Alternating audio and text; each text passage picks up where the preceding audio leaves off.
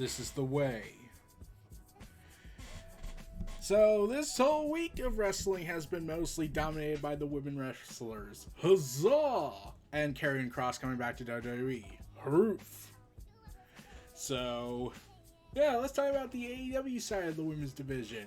You know, that division that everyone wants to love, but it sees AEW management or TNT and TBS old management doesn't really want to have pushed. Because they think the demand's just not there, even though there's been demand for God knows how long. Well, AEW had announced that we're making changes to the Challenge Relations Department, and we're having a women's wrestler coach the women's division. And, okay, we got step one. Mission accomplished, boys. Let's go home. Oh, wait, there's more work to be done? Okay. So, according to the reports that AEW was planning, and here's the thing, and people were going ahead and saying, oh, this is the Triple H effect. Okay, let's go. I'm pretty sure this has all been in development for at least since the events that happened at Ring of Honor's event, where Jonathan Gresham was pissed and left after cursing out Tony Khan because communication has been such an issue. But yeah. So, yeah, they announced that there would be an expansion in talent relations and development team, and that there would be expansions for the women's division as well. Well, Madison Rayne, who will join AEW as a coach of the women's division and kick off her new role tonight in her hometown of Columbus, Ohio, as the report says. Madison has competed in numerous professional wrestling promotions, and she held multiple championships, 5 times women's world champion, and she has more than 50 years of experience, and also a proud mom to a daughter in professional wrestling, yada yada yada. So, okay, this was like, when I first heard this, I was like, okay, we got something going here, let's hope this works out. And the big test would come on AEW with ThunderStorm taking on the combined alliance of Dr. Britt Baker, D.M.D, and Jamie Hayter. So, yeah, and if you're wondering, and yeah, I'm not actually surprised when you think about it. Thunder Rosa and Toni Storm partnering up and whatnot, and now having their own name, I was like, you can't help yourselves, can you, Tony? Like, the Young Bucks even admitted, like, it's just easier to book stuff when we have multiple factions vying for power. Like, it's kind of like that thing you would expect in AEW at this point. Like, there's a huge amount of wrestlers. Not everyone can be on TV. Not everyone can be pushed. And that's the unfortunate part. So, the Young Bucks the Elite's apparent solution was, okay, we can't do this, we can't make everyone happy, but we could give them enough time to showcase their talents or show them in the background and get them some notoriety to get pushed, if that was the intention, I don't know. Where, okay, let's just have everybody be in a party, be in a faction. We got Team Taz, we got House of Black, we got Blackpool Combat Club, and we got Swerve in Our Glory, which I'm still owed my royalties. Tony, give me my money. And they have, everybody has to be in a faction in their eyes. Even the renegade Jon Moxley, they tried to get him into the inner circle. He didn't budge. Then they got him in Blackpool Combat Club when Willie Regal slapped him and Bryan Danielson silly. That was awesome. Basically telling everybody this is not the same Regal who was a big pushover in NXT. This time, no, he'll slap the taste out. He'll slap the anger out of you, and then smear your blood on his face. So yeah, it's kind of this thing you expect to have happen at this point in AEW, that everyone will be in a group.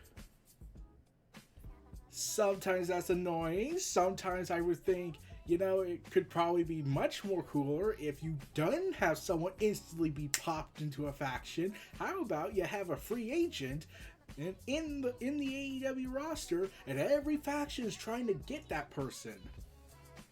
and then they'll probably form their own faction, and then we'll be right back where we started. Yeah, that's kind of annoying, but at least it's the reason why there's like 30 different tag teams, and there's like 30 to 40 tag teams, I think, and like 10 to 15 trios teams.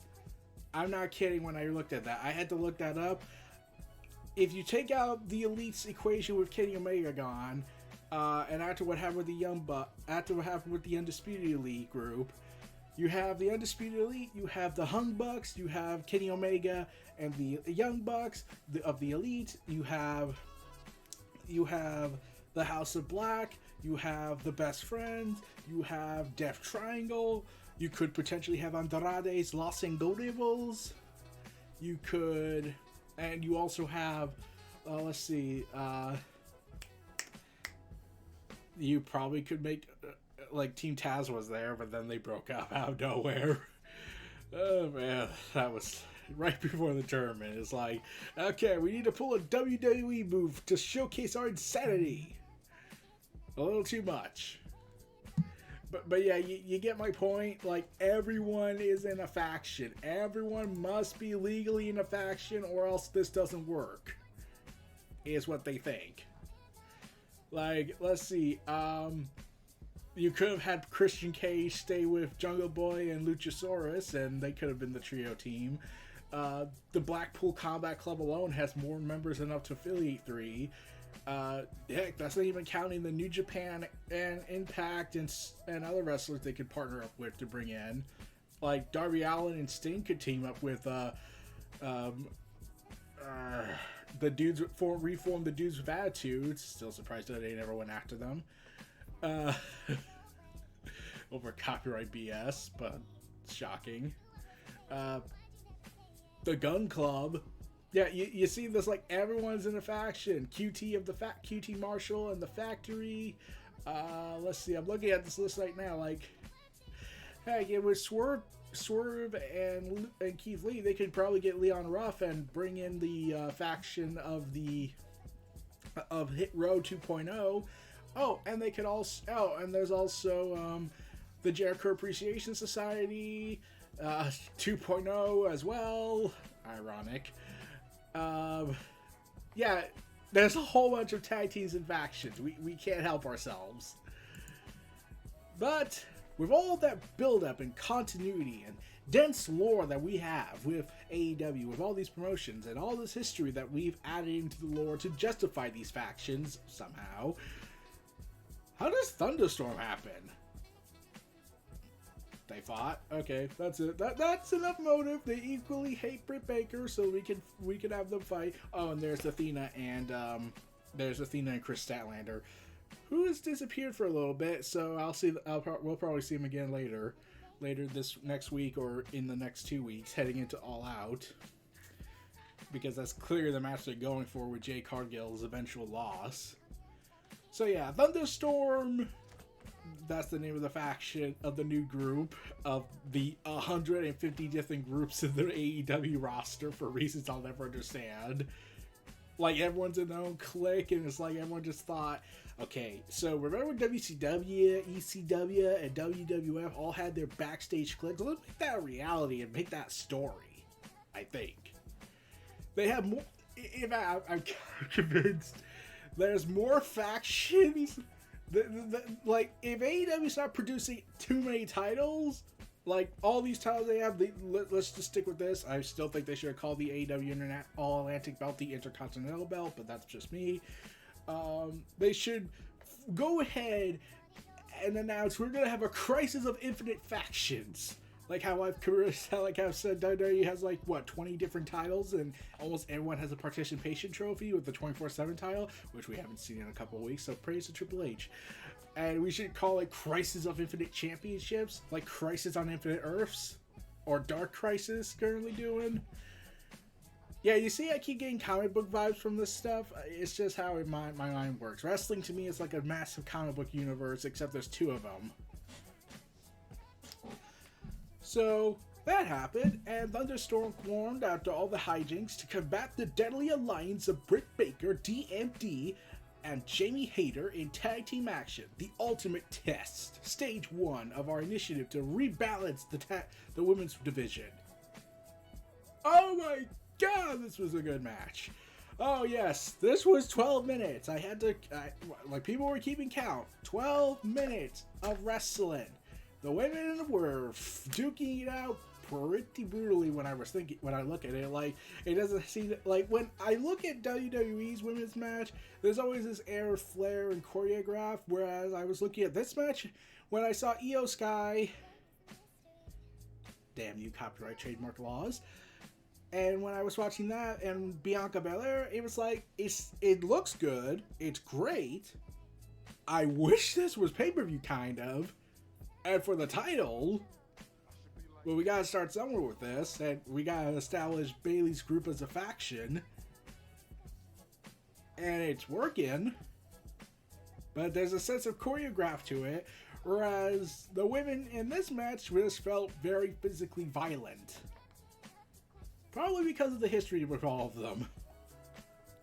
Like, I think it might be the presentation of the show as well that's making me have this thought process. Like, Raw is very high-tech, like, Raw was very glamorous, style, clean, sterile, whereas this was down, dirty, dark environment, kind of. Like, they have their own flares to it, but it doesn't feel as sterile and clean, polished. It feels like it's a down and dirty Fight Club fight. Like, first rule Fight Club. No one talks about Fight Club. And then fans were engrossed in. And here's the thing. And I think that's the other biggest difference. The fans of the Raw match sucked. Completely. Like, the crowd was dead. And I was like, you don't deserve this match. You don't deserve how good this match was. Why do they have to make the most dispassionate crowds? Well, let's hope with Triple H under the helm in the weeks and months that they'll start to improve more with the environment with the crowds, regardless of location. Whereas AEW has a very hot crowd like almost every week. There are times they don't, but still they have it almost consistently. So, Britt Baker and Jamie Hayter took on ThunderStorm, which now I'm thinking about it, I could honestly imagine Thor in the MCU doing that with the MCU version of Storm whenever she shows up, and it's like, we call ourselves ThunderStorm. And she's just looking at him like, what? Yeah, I couldn't help myself. So, yeah, to see this match go as long as it needed to be, 12 minutes, just showcase that we're changing, we're hearing you, hopefully. But we'll have to see what heading into next week when Jade Cargill finally defends the TBS Championship for like the third time on TBS actually, where she's defended mostly on TNT because that makes sense. Yes. But this match, it was very physicality. It was. And ThunderStorm had some fun with their antics, and Britt Baker and D.M.D. and Jamie Hayter, whereas Jamie Hayter and Britt Baker have been a faction with Rebel, not Reba, whatever. Like, you see this whole continued relationship with the whole Rebel name. They even made a joke on that, so it stuck to me. So ThunderStorm, this is like their second official match as a tag team, but they're taking on a team that, while they don't have as many tag team victory matches, or even tag team matches, they do have a lot of sneaky sneaks and a lot of experience together being a group, especially last year. And now we see the totality in this effect. Does the team that has defeated the group of Britt Baker, D.M.D, and her cronies have what it takes to take on them? Will ThunderStorm prevail? Nope, they didn't. Miscommunication. Ah, yes. Miscommunication between the two caused their downfall. Yes. Yes. So we're getting actual... So, at least AEW knew how to finish a women's match that WWE did with Skye and Bianca Belair. Oh, I can't. The match was still great. It's just this is I've been so used to how AEW is not shy, is confident in themselves to let the match end with a decisive ending, even if it's cheating or whatnot. It's still 1, 2, 3. There's no DQs. And somehow, when one of my buddies on Twitter who keeps count of the DQs, Triple H only took over for 2 weeks, and there was already 3 DQs that summed up all of AEW's DQs throughout this entire year so far. There's something to be said about that. So, yeah. ThunderStorm failed before the might of Dr. Britt Baker, D.M.D, and Jamie Hayter, BCC. Because people been advocating for Jamie Hayter to leave Britt Baker and join the Blackpool Combat Club. Since they have 2 women on their side, maybe they can both join, and Rebel could be like that, go, Chillin', go, BCC, if they can't find it, no one can, yay! Because that's pretty much what her role is at this point, I think. Hoping she breaks off from that, but so far she's been the cheerleader or be the person that gets mostly beat up. They clearly invest more in Jamie Hayter and Britt Baker than they do with all 3 of them. I mean, like, yeah. And Jamie Hayter got to have a match with Thunder Rosa at Battle of the Belts 3, and she broke her nose.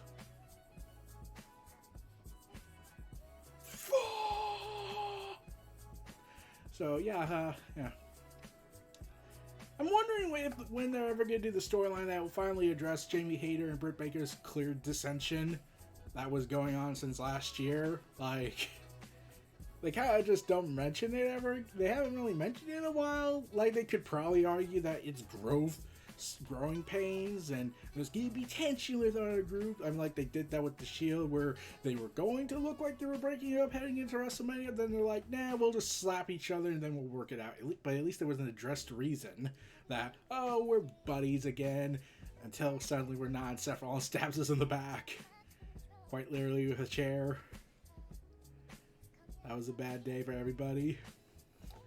But, yeah, even someone in the crowd was acting like Luke and screaming, no! Like, that's, and I even recall seeing that with the kid in the crowd when the Undisputed Elite finally attacked the Young Bucks. It was like, no! And crying. And I was like, feed us your tears, little one. Your emotions and make this more tragic. Sadly, it might be a while before the women are allowed to get that kind of emotional reaction like that. I'm like, so far we got the you deserve it and this is awesome, but we haven't gotten the pure raw emotion of tears. And I'm kind of amazed that someone, and yet the tribalists want to make a story out of that, saying it was clearly because they were on the weaker show. Or maybe the story's just too damn good and it's actually feeling real to that kid. Oh, but fuck that, right? So enough about my ranting on that stuff. ThunderStorm, let's see what happens with them in their war of attrition with Dr. Britt Baker, D.M.D, and Jamie Hayter and cheerleader Reba, or Rebel. Still surprised they never came up with a faction name for Britt Baker's group. Like, ThunderStorm was only around for like 3 weeks and they already had a name.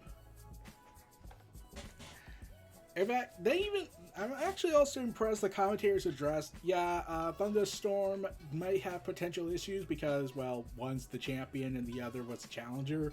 It was like, oh, we're not going to act like that never happened at Forbidden Door, even if the match was lackluster and they were forced to be in the match in a time slot area where for some reason the women are always the unlucky ones to not get the reaction because the crowd was dead beforehand, was murdered by the previous match.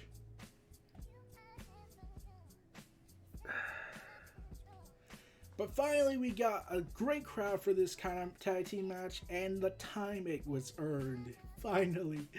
Let's hope this trend continues and it doesn't last for a week because they were like, changes are coming. Okay, mission accomplished, everyone. We got a week with. Let's move out. So, yeah. Looking forward to what happens next on this, and looking forward to Thunder Rosa's continued reign, and now I'm thinking about it, who's she gonna fight it all out? Toni Storm again? No, AEW doesn't really do rematches that quickly in succession. They only did it like probably once or twice. Brian and Hangman and Kenny and Christian. Huh. I don't think they have anyone.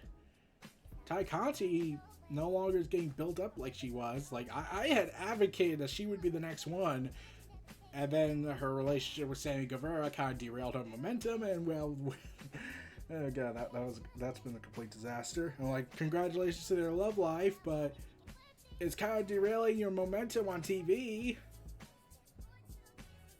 You're more obsessed in trying to suck face than go after belts. No, we just don't care anymore. I gave you hope, Ty Conti. I gave you until all out, damn it. But looks like I was the fool. Okay, so anyway. Heck, even though those that seem to call my tweet as a possibility that Ty Conti was next, so she liked my tweet all the last year. One day. So, we'll probably get someone from Stardom, probably. Anyways, this was Neo Reality Entertainment, the WrestleVerse, presenting ThunderStorm versus Dr. Britt Baker, D.M.D, and Jamie Hayter. Feel free to like, comment, subscribe, check out the content in the description below. Stay tuned for more. I'll see y'all next time. Peace and take care. Have a good day, everybody, and peace out.